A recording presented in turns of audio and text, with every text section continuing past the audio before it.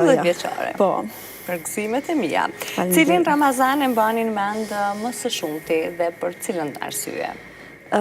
Ramazanin e mbaj mend sidomos me familjen, pikërisht me nanën, sepse ndjera tashmë nuk jeton.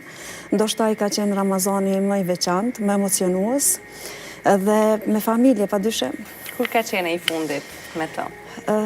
Viti 2023 ka qenë Ramazani i fundit me të ndjerën, pikërisht në atë periudhë ka qenë ndoshta momenti më i vështirë dhe dita më e rëndë për mu, ku edhe ajo është ndarë nga kjo botë.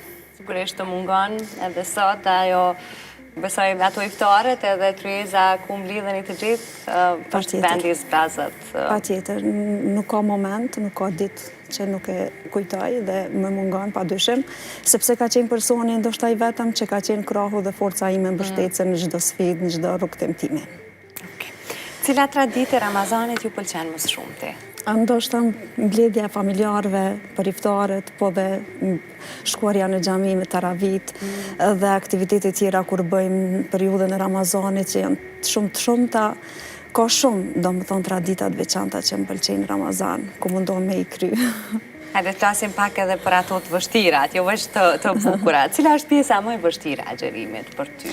Padyshim që pjesë më të vështira të xherimit janë ditët e nxehta, ditët e gjata, të mundimshme pak, mirë po me durim dhe me besim mundohemi që t'i kalojmë dhe të mundohemi t'i përballojmë, edhe pse janë sfiduese. Sfiduese. Kjo është edhe misioni, si duket. Po, patjetër. Më shumë e keni problem mungesën e ujit apo ushqimit? Me thonë të drejtën, kur është nxehtë të ujit. Po, në sezon si kjo?